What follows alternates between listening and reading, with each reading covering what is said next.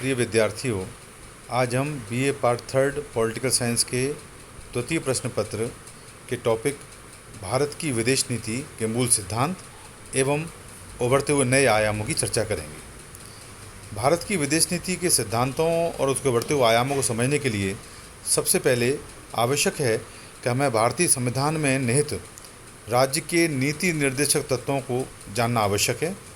आप सभी को मालूम है कि भारतीय संविधान के भाग 4 में वर्णित राज्य के नीति निर्देशक तत्वों में अंतर्गत अनुच्छेद 51 में भारत की विदेश नीति के सिद्धांतों का उल्लेख किया गया है।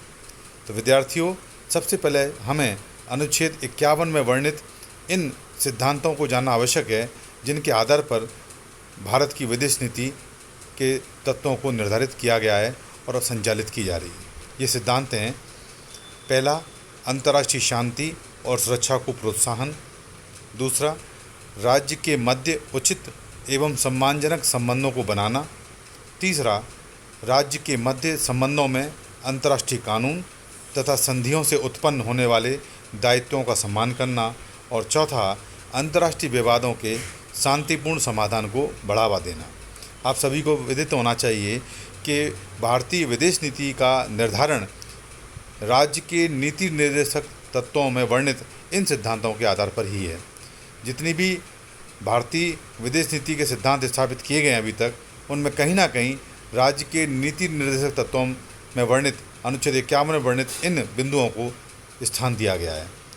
इस उपयुक्त सिद्धांतों के अंतर्गत भारत ने अपनी विदेश नीति का निर्धारण व संचालन आज तक किया है। भारत की विदेश नीति का अवलोकन करने पर हमें निम्न सिद्धांत दृष्टिगोचर होते हैं।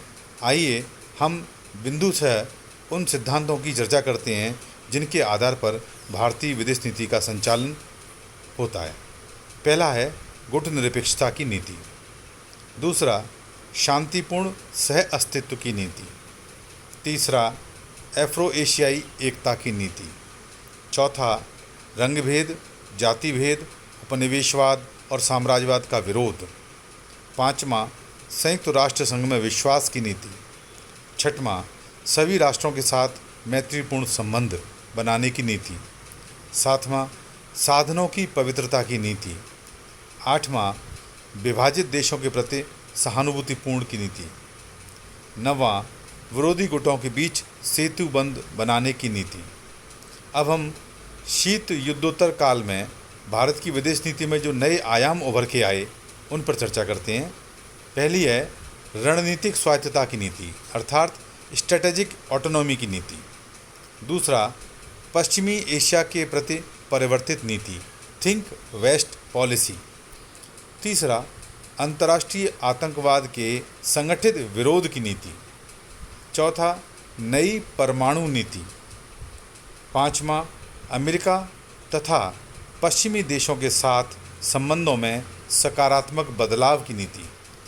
छठवां, पूर्व की ओर देखो तथा कृत्य करो की नीति, look east policy and act east policy. सातवां, आर्थिक कूटनीति की नीति। आठवां, चीन के साथ बढ़ते सहयोगात्मक एवं प्रतियोगात्मक संबंधों की नीति। नौवां, नए क्षेत्रों के साथ सक्रिय जुड़ाव की नीति। दसवां, पड़ोसी देशों के साथ मैत्री संबंधों को बढ़ावा देने की नीति। और 11वां, लोक कूटनीति को प्रभावी बनाने का प्रयास। 12वां, विदेश नीति को घरेलू नीतियों के साथ जोड़ना इत्यादि। इन सभी वर्णित बिंदुओं के आधार पर हम भारत की विदेश नीति की प्रमुख विशेषताओं व निर्धारक तत्वों का आसानी से विवेचन कर सकते हैं। अगले वीडियो लेक्चर में हम इन बिंदुओं की विस्तार से चर्चा करेंगे। धन्यवाद।